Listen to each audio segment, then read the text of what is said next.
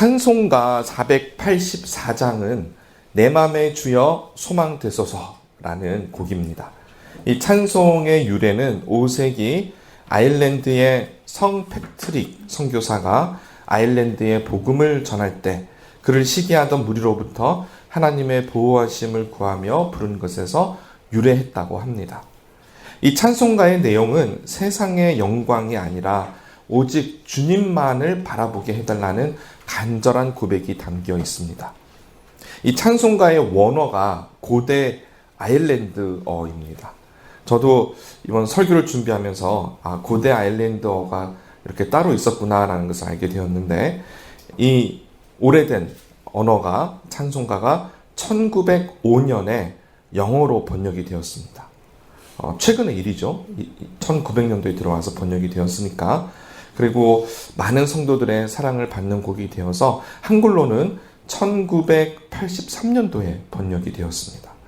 이 가사가 다른 언어로 번역이 될 때면 항상 이 번역하는 사람이 많은 고민을 하게 됩니다. 어떤 단어를 선택해야 될까 이렇게 고민을 하고 선택을 하게 되는데, 이 찬송가에서 소망에 대한 단어가 고대 아일랜드어로는 volio라고 합니다. 근데 이 단어가 영어로는 vision으로 번역이 되었습니다. 그래서 이 원래 단어의 뜻이 바라보다, 그것을 계속해서 지켜보다라는 그런 뜻이 있는데, 영어로는 이것이 vision으로 번역이 되었고 한글로는 소망으로 번역이 된 것입니다. 그래서 이 찬송가 1절, 첫 부분이자 또 이 찬송가의 제목이기도 한데요. 영어 제목이 뭐냐면 Be thou my vision입니다. 하나님 당신이 나의 비전이 되어 주시옵소서. 그러한 고백이 듭니다. 하나님이 나의 비전이 되시고 하나님이 나의 소망이 되어 달라라고 하는 이 고백은 사실 아무나 할 수 있는 고백이 아닙니다. 오직 예수님을 믿고 구원을 받은 자만이 할 수 있는 특별한 고백입니다. 오늘 본문인 이 로마서 8장, 이 로마서 8장은 성경의 다른 어떤 곳보다 자세하게 성령님에 대해서 설명하고 있습니다. 그 중에서도 성령님의 내주하심, 성령님께서 우리와 함께 하신다라고 하는 그 부분을 자세하게 다루고 있습니다. 하나님께서는 삼위일체 하나님이시기 때문에 성부와 성자와 성령의 하나님이 한 분이십니다. 이것을 우리가 믿음으로 고백을 합니다. 그런데 우리 안에 성령님이 계시잖아요. 그러면 그것은 어떤 의미냐면 곧 성부 하나님 그리고 성자 예수님도 우리와 함께 계시다라는 것입니다. 왜냐하면 삼위일체 하나님이시기 때문에 그렇죠. 그래서 9절의 말씀, 여러분 오늘 본문 9절의 말씀을 다시 한번 보시면 우리 함께 읽어볼까요? 만일 너희 속에 하나님의 영이 거하시면 너희가 육신에 있지 아니하고 영에 있나니 누구든지 그리스도의 영이 없으면 그리스도의 사람이 아니라 라고 말씀하고 있습니다. 여기서 하나님의 영 있죠? 보이세요 여러분? 그리고 그리스도의 영도 있죠? 근데 이 하나님의 영, 그리스도의 영이 다른 영이 아니라 같은 영이세요. 삼위일체 하나님이시기 때문에. 그래서 하나님의 영, 그리스도의 영 모두가 성령님이십니다. 그래서 성령님께서 내주하실 때 하나님도 예수님도 우리와 함께 하십니다. 그래서 이 9절의 말씀을 조금 다르게 말씀 그대로는 하나님의 영, 그리스도의 영으로 되어 있는데 이것을 성령님으로 바꿉니다. 그러면 만일 너희 속에 성령님이 내주하시면 너희가 육신에 있지 아니하고 영에 있나니 누구든지 성령님이 없으면 그리스도의 사람이라고 할 수가 없다라는 것입니다. 그만큼 우리 안에 성령님이 계시는 것이 너무나 중요합니다. 이것은 우리가 구원을 받은 자냐 받지 않는 자냐라는 것을 구분하는 아주 중요한 부분이 됩니다. 예수님을 믿고 구원을 받았으면 우리 안에 반드시 성령님이 계십니다. 그런데 우리가 신앙생활을 하면서 이 성령에 대해서 많은 오해가 있는 것도 사실입니다. 성부와 성자와 성령이 분명히 삼위일체 하나님이신데 우리는 유난히 성령님을 오해합니다. 하나님은 우리가 아버지라 부르니 인격이 계신 것 믿게 되고요. 예수님은 주님이라 부르니 인격이 계시는구나 아는데, 성령님은 영이라고 하니까 우리가 성령님은 영이시기 때문에 인격이 있나 없나 이렇게 헷갈리게 되는 겁니다. 또한 성령님을 체험하신 많은 분들이 초자연적인 경험을 간증을 많이 합니다. 그러다 보니까 성령님이 마치 특별한 에너지나 아니면 어떤 특별한 능력이라고 우리가 생각하게 됩니다. 하지만 성부 하나님이 인격이 계시고 성자 예수님께서 인격이 계신 것처럼 성령님께서도 인격이 있습니다. 하나님이시기 때문에요. 로마서 우리가 읽진 않았지만 이 같은 8장의 26절, 혹시 여러분 찾으실 수 있으면 8장 26절을 함께 또 읽겠습니다. 이와 같이 성령도 우리의 연약함을 도우시나니 우리는 마땅히 기도할 바를 알지 못하나 오직 성령이 말할 수 없는 탄식으로 우리를 위하여 친히 간구하시느니라. 아멘. 이 말씀을 보시면 성령님께서 우리를 긍휼히 여기시고 도와주시고 우리를 위해서 친히 간구하시는데, 어떠한 간구냐면 말할 수 없는 탄식으로 우리를 위해서 간구하시고 중보하신다라는 겁니다. 이런 성령님께서 우리가 인격적이지 않으시다라고 한다면 그거는 틀린 말이 되겠죠. 성령님은 분명하게 인격이 계신 분이십니다. 그런데 성령님께서 인격적이다라고 하는 것은 어떤 의미가 있냐면, 저희가 눈으로 성령님이 어떻게 우리 안에 거하시고 살아서 역사하시는지는 알 수가 없어요. 아무도 본 사람이 없어요. 하나님은 영이시라고 할 때 우리가 영의 눈이 뜨여진다면 볼 수 있을지 모르겠지만, 우리가 가지고 있는 이 육체의 눈으로는 성령님이 우리 안에 어떤 방식으로 임재하시는지 볼 수는 없어요. 하지만 성령님께서 인격적이시다, 지정의가 계시다라고 하는 것은 어떤 의미가 있냐면, 성령님이 우리 안에 계시기 때문에 인격적인 교제가 있다라는 겁니다. 우리는 매일마다 우리 이웃과 우리 가족과 또 우리 자녀와 부모와 이런 인격적인 교제를 나누기 때문에 교제라는 것이 되게 쉽게 느껴지지만, 사실 교제는요, 인격 대 인격이 아니면 일어나지 않는 일입니다. 무생물하고 우리가 무슨 이야기를 하겠습니까? 아니죠. 그래서 성령님이 인격적이시다라는 말은 교제가 있다라는 것입니다. 그래서 우리가 예수님을 믿고 구원을 받으면 우리 안에 어떤 변화가 생기는데, 이러한 인격적인 관계가 형성이 되면서 가장 크게 나타나는 중요한 변화는 우리의 정체성의 변화입니다. 우리 14절을 한번 보십시오. 14절 또 함께 읽습니다. 무릇 하나님의 영으로 인도함을 받은 사람은 곧 하나님의 아들이라. 성령님의 인도함을 받은 자들은 하나님의 아들이다, 하나님의 자녀다라고 성경은 말씀하고 있습니다. 그렇다면 성령의 인도하심을 받는 게 뭐냐? 그 다음 구절인 15절에 성령님의 인도하심을 설명하고 있는데, 하나님을 더 이상 무서워하지 않는다라는 겁니다. 하나님과 좋은 관계의 교제를 나눌 수 있다라는 것이죠. 우리 15절도 함께 읽어볼까요? 너희는 다시 무서워하는 종의 영을 받지 아니하고 양자의 영을 받았으므로 우리가 아빠 아버지라고 부르짖느니라. 하나님을 무서워하는 것을 종의 영이라 했고요, 하나님을 아빠 아버지라 부르는 것을 양자의 영이라고 그렇게 부릅니다. 여기서 양자의 영은 성령님이세요. 영어 성경을 보시면 그 캐피털 S거든요. 그래서 양자의 영은 성령님이시구나 우리가 알 수가 있는데, 사도 바울이 성령님을 양자의 영으로 부른 이유가 있습니다. 그것은 성도들이 구원을 받은 가장 확실한 증거가 하나님의 자녀가 되었다라는 정체성에 있기 때문입니다. 우리가 예수님을 믿고 구원을 받았을 때 우리 안에 새로운 정체성이 생깁니다. 바로 하나님을 아버지로 부르게 됩니다. 그래서 우리가 기도할 때 하나님 아버지라고 부르고 기도를 하게 되죠. 이것이 성령님이 우리 안에 계시는구나. 성령님의 내주하심의 가장 확실한 증거입니다. 로마서가 적혀졌던 당시 이 로마 사회에서는 양자의 개념이 단순히 불쌍한 아이를 데리고 와서 키우는 개념이 아니었습니다. 로마에서 양자라고 하는 것은 완전히 새로운 가정의 일원이 되는 것이었습니다. 그리고 법적인 효력이 상당했습니다. 양자가 되는 순간 이전 가족과는 법적인 관계가 끝이 납니다.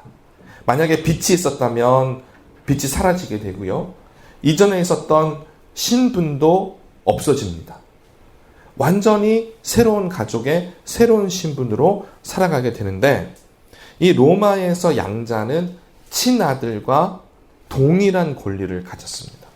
오히려 친아들보다 더 좋은 권리를 가진 것이 부모가 친아들은 3번까지 버릴 수 있어도 양자는 버릴 수가 없었어요. 그만큼 대단한 법적인 권리가 있었는데 실제로 로마에서는 이 양자가 황제가 된 경우가 있습니다.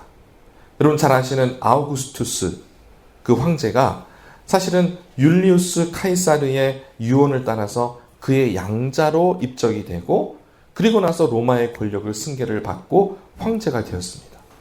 그리고 아우구스투스 자신도 아들이 없었기 때문에 티베리우스를 양자로 입적해서 자신의 후계자로 삼았습니다. 이렇게 로마에서 양자가 된 법적인 신분은 절대로 취소가 될 수가 없었는데 오늘날 현대의 입양의 개념과는 완전히 다릅니다. 양자라고 하는 것은 완전한 새로운 신분의 변화를 의미합니다. 그래서 이 로마서 8장에서 성령님이 양자의 영이다라고 하는 것은 더 이상 성도들의 신분이 죄와 사망의 노예가 아니라 이제는 하나님의 자녀가 되었다. 우리의 신분의 변화를 분명하게 알려주기 위해서 사도 바울이 양자의 영이라고 부르신 것입니다.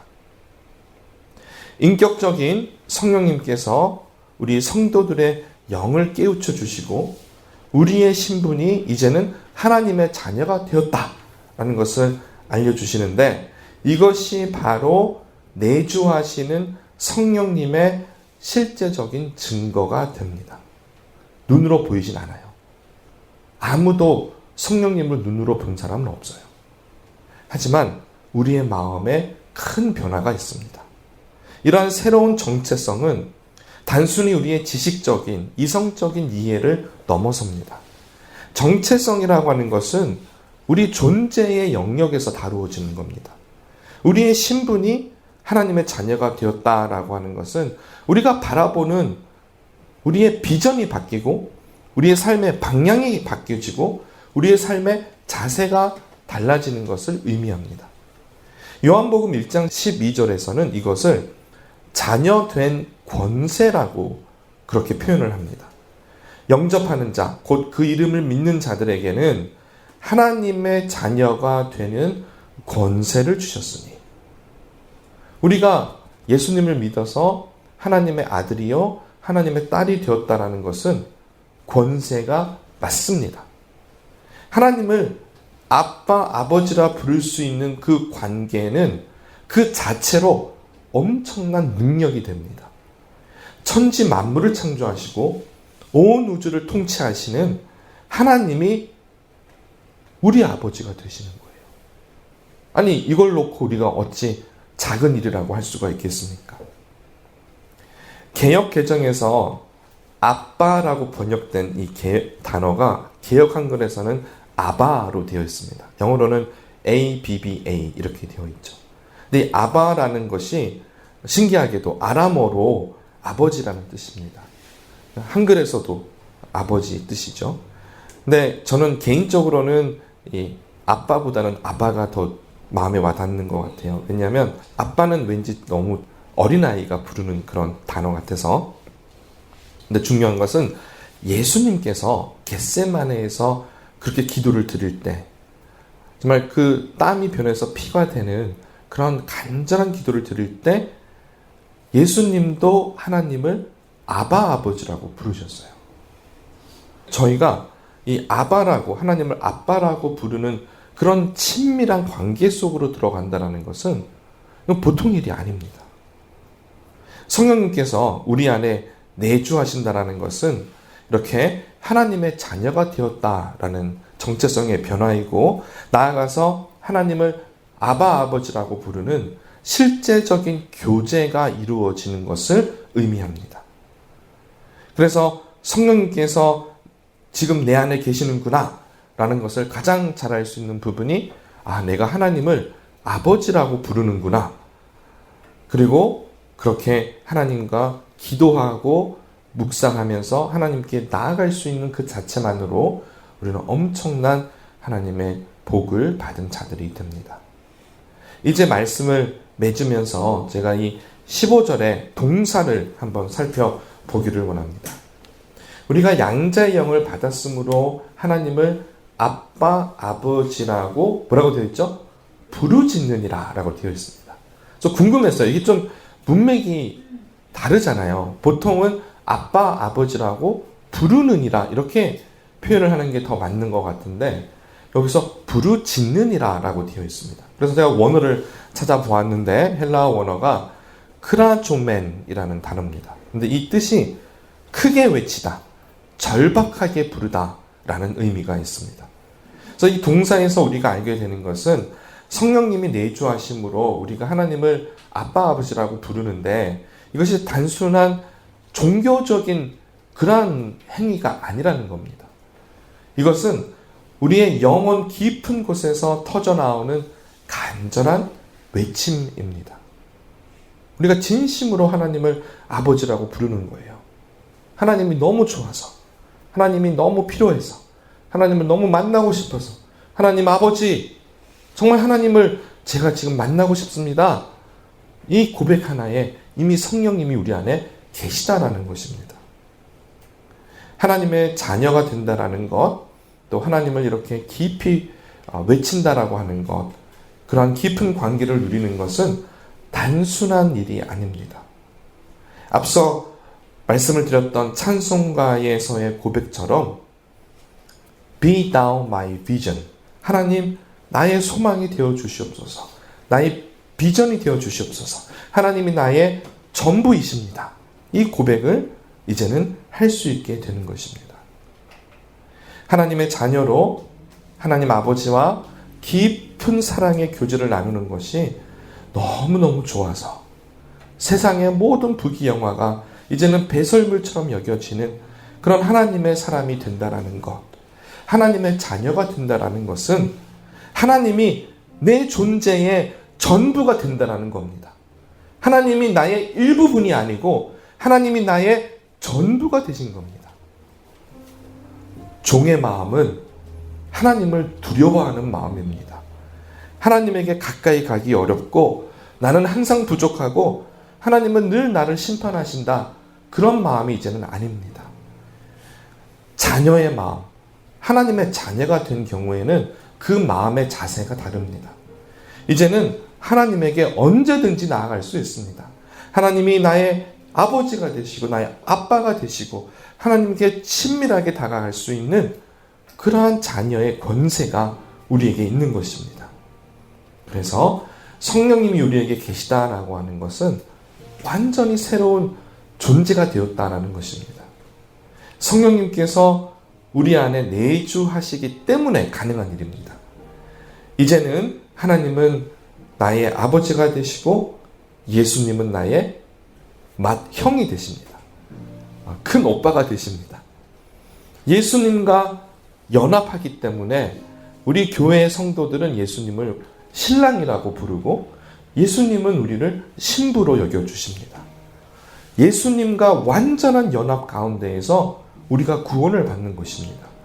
그래서 예수님이 하나님을 아바 아버지라 부르는 것처럼 우리도 성령님이 우리 안에 계시기 때문에 하나님을 아바 아버지라 부르게 되는 것입니다. 이것이야말로 우리 안에 내주하시는 하나님에 대한 실제적인 경험입니다. 요한복음 17장에 예수님께서 제자들에게 하신 특별한 말씀이 있습니다. 영생은 곧 유일하신 참 하나님과 그의 보내신 자 예수 그리스도를 아는 것이니이다. 여기서 안다라고 하는 것은 어떤 지식적인 그런 아는 게 아닙니다. 여기에서의 안다라고 하는 것은 관계적인 것입니다. 내가 하나님을 그리고 예수님을 성령님을 관계적으로 안다라는 것입니다. 그리고 그것이야말로 영생입니다. 하나님과 나하고의 인격적인 관계가 있는 그곳에서 우리는 영원한 생명을 얻게 됩니다. 자, 우리가 이제 해야 될 일은 혹시 여러분 중에 아직 예수님의 십자가의 속량, 나의 죄값을 대신해서 죽으신 예수님의 그 십자가를 믿지 않으신다면 이제는 믿겠습니다. 주님 오시옵소서 라고 영접해 주시고요.